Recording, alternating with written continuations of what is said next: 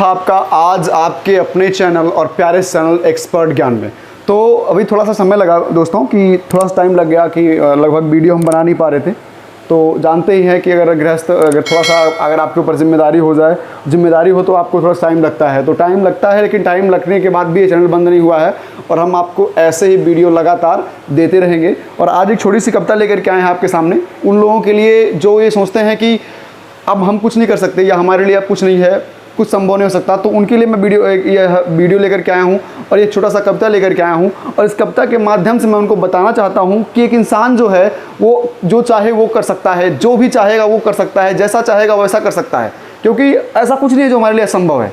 ठीक है, लेकिन जो हमारे लिए असंभव है वो किसी के लिए भी संभव नहीं हो सकता। ठीक है, तो आज एक छोटी सी कविता लेकर के आए हैं। कविता है रामधारी सिंह दिनकर जी की।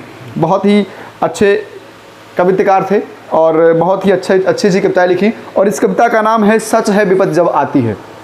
ठीक है, तो आइए चलते हैं, हम इस कविता को शुरू करते हैं और पूरी कविता आपको सुनाएंगे और एक एक पंक्तियों को आपको बहुत बेहतरीन तरीके से बताऊंगा। ठीक है, कविता है सच है विपत्ति जब आती है, कायर को दहलाती है, सुरमा एक नहीं विचलित होते, क्षण एक नहीं धीरज खोते, विघ्नों को गले लगाते हैं, कांटों में राह बनाते हैं। कहते हैं कि सही बात है कि जब विपत्ति आ जाती है ना, जब हमारे ऊपर संकट आता है ना, तो हमको ऐसा लगता है, और वो किसके लिए होता है संकट? वीर के लिए नहीं होता, जो साहसी होता है, जो धैर्यवान होता है, उसके लिए ऐसा कुछ नहीं होता। होता किसके लिए है? जो कहते हैं ना पल भर में, अरे आपको मैं बताता हूँ ना कि कायर एक बार नहीं, कायर बार बार मरता है और वीर सिर्फ एक बार मरता है। छोटी सी चोट लगी, अरे बाप मर गए, छोटी चोट लगी, अरे भगवान अब तो मर गए, थोड़ा चोट लग गया, अरे मैया अब तो मर गए। तो मतलब वहाँ वो दिन भर में 4 बार मरते हैं। क्यों? क्योंकि वो कायर हैं, उनको हर एक चीज़ से डर लग रहा है। डरना हमें नहीं है, हमें क्या करना है? कहते हैं सच है विपत्ति जब आती है, कायर को दहलाती है। ठीक है, विपत्ति किसको दहलाती है? सिर्फ और सिर्फ कायर को दहलाती है। फिर लिखा है सुरमा नहीं विचलित होते। जो सुरमा होते हैं, जो वीर होते हैं, वो घबराते बिल्कुल नहीं। विचलित होने का मतलब क्या होता है? घबराते बिल्कुल नहीं। और क्षण एक नहीं धीरज खोते हुए, किसी भी क्षण में अपना धैर्य नहीं खो सकते हैं। विघ्नों को गले लगाते हैं। ठीक है, वो हंसते हंसते विघ्नों को, जितने उनके लिए समस्याएं होती हैं, उन सबको गले लगा जाते हैं और कांटों में राह बनाते हैं ना। आपने देखा होगा, जैसे हमारे देश के फौजी हैं, हमारे देश के जवान हैं, हम सबसे पहली बात उनको प्राथमिकता देते हैं इस कविता के माध्यम से, कि वो किसी भी तरह से, आप सो रहे हो, चैन की नींद ले रहे हो, सुकून से सो रहे हो, सिर्फ किसके कारण? सिर्फ उनके कारण। ठीक है, तो हमें एक बार उनको सलाम जरूर बोलना चाहिए और भारत माता की जय जरूर बोलना चाहिए। और इन वीरों को हमेशा याद रखना चाहिए कि कोई तो ऐसा है, कोई तो सरहद पर खड़ा है जिसके सहारे हम सो रहे हैं। जैसे एक पेड़ होता है ना, एक पेड़ की छांव होती है, उसी प्रकार से हमारे जो वीर जवान हैं वो पेड़ की छांव की तरह हैं। हम उनके नीचे सो रहे हैं, उनको भले ही धूप लग रहा है, कोई असर आपको नहीं पड़ने वाला है, आप उनकी शीतल छांव में हमेशा सोते रहेंगे। चलिए कविता को आगे बढ़ाते हैं। मुख से न कभी उफ कहते हैं, जो सुरमा होते हैं उनकी बात कर रहे हैं। मुख से न कभी उफ कहते हैं, संकट का चरण न गहते हैं, जो आप पड़ता सब सहते हैं, जो आप पड़ता सब सहते हैं, उद्योग नित रहते हैं, सूलों का मूल नासने को, बड़ खुद विपत्ति पर छाने को, है कौन विघ्न ऐसा जग में, टिक सके वीर नग के मग में। यानी कि ऐसा कोई विघ्न नहीं है, ऐसा कोई संकट नहीं है, रामधारी सिंह दिनकर जी बता रहे हैं। और ये सब लोग जानते हैं कि जो वीर होता है ना, बहुत से लोग आपके गांव में होंगे साहसी होते हैं, कितनी भी संकट, कितनी विपत्ति क्यों ना आ जाए, आप उनके चेहरे पर हमेशा एक मुस्कान देखते रहते हैं। ठीक है, तो हमें भी अपने मुस्कुराना चाहिए। देखो, अपना संकट सहना तो है, अगर हमको दुख है तो हमको सहना तो है, या तो हम रोके सहें या तो हंस के सहें। तो ऐसा क्यों सहें जो दूसरों को मालूम चले, है ना? हमें दूसरों को अपने दुख को नहीं व्यक्त करना है, हमें उनके सामने हमेशा मुस्कुराते हुए रहना है। ठीक है कौन विघ्न ऐसा जग में, टिक सके वीर नग के मग में। और एक छोटी सी लाइन, बहुत ध्यान से सुनिएगा इसको। खम ठोंक ठेलता है जब नर, पर्वत के जाते पांव खड़, मानो जब जोर लगाता है, पत्थर पानी बन जाता है। आपने देखा होगा, अभी एक पिक्चर आई थी माझी के रूप से, जो बिहार के माझी द पावर करके पिक्चर आया था।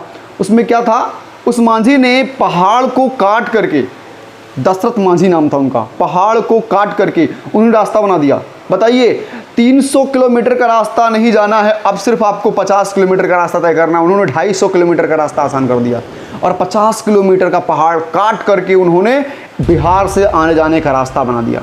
ठीक है, तो कहते हैं ना, अगर हम ठान लें, हम जिद कर लें, तो ऐसा कुछ नहीं है दोस्तों जो ना हो सके। बस हम कायर हैं, हमसे कुछ नहीं होगा। ना हम कुछ करना चाहेंगे ना हमसे कुछ होगा, लेकिन अगर हम करना चाहेंगे तो सब कुछ हमसे होगा। चलिए आगे बढ़ते हैं।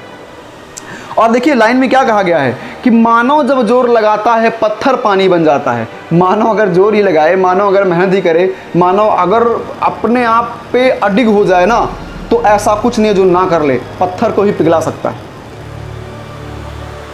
गुड़ बड़े एक से एक प्रखर, गुड़ बड़े एक से एक प्रखर है छिपे मानव के भीतर।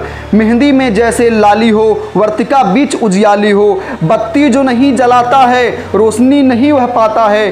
पीसा जाता जब इच्छुदंड, झरती रस की धारा अखंड। मेहंदी जब सहती है प्रहार, मेहंदी जब सहती है प्रहार, बनती ललनाओं का श्रृंगार।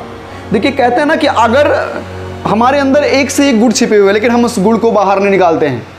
हाँ, उस गुड़ को कहाँ निकालेंगे? अकेले में होकर निकालेंगे या कहीं भड़ास करना हो वहाँ निकाल देंगे। हम ये कर सकते हैं, वो कर सकते हैं, आप कुछ नहीं कर सकते। आपके अंदर गुड़ है, लेकिन आपके अंदर कला है, लेकिन आप करना नहीं चाहते। करने के लिए अगर आप ठान लेना तो ऐसा कुछ नहीं है जो ना हो पाए। ठीक है, ऐसा कुछ नहीं है जो ना हो पाए। ठीक है, आगे बढ़ते हैं। जब फूल पिरोए जाते हैं, पिरोना का मतलब होता है कि एक माला का जब माला का हम लच्छा बनाते हैं तो उसमें फूल को पिरोते हैं, एक एक फूल पिरोते हैं, उसको पिरोना कहते हैं। जब फूल पिरोए जाते हैं हम उनको गले लगाते हैं। वसुधा का नेता कौन हुआ? चलो, वसुधा, वसुधा मतलब पृथ्वी। वसुधा का नेता कौन हुआ? भूखंड विजेता कौन हुआ? अतुलित यशकृता कौन हुआ? नवधर्म प्रणेता कौन हुआ? जिसने न कभी आराम किया। अगर अब इन सभी का आपको आंसर चाहिए तो आप आंसर सुनिए, इसका उत्तर सुनिए। जिसने न कभी आराम किया, विघ्नों में रहकर नाम किया। जब विघ्न सामने आते हैं, सोते से हमें जगाते हैं। मन को मरोड़ते हैं पल पल, तन को झंझोड़ते हैं पल पल। सतपथ की ओर लगा कर ही जाते हैं हमें जगा कर ही। यानी कि अगर कह दिया जाए वसुधा का विजेता कौन है, यानी वसुधा का मालिक कौन है, तो वही इसका मालिक है। असली वही मालिक है जो इसकी रक्षा करता है, जो इसके लिए अपना जान बान तान जो भी आन बान सब कुछ न्यौछावर कर देता है, वही इसका है, उसी का है सब कुछ। तो आगे बढ़ते हैं कविता में। वाटिका और वन एक नहीं, वाटिका और वन एक नहीं, आराम और रण एक नहीं। बरसा अंधड़ आतप अखंड, पौरुष के हैं साधन प्रचंड। वन में प्रसून तो खिलते हैं, वन में प्रसून तो खिलते हैं। बागों में साल न मिलते हैं। कंकड़ियाँ जिनकी रोज सेज सुधर सुगर, छाया देता केवल अंबर। विपदाएं दूध पिलाती हैं, सुरमाओं की बात की जा रही है।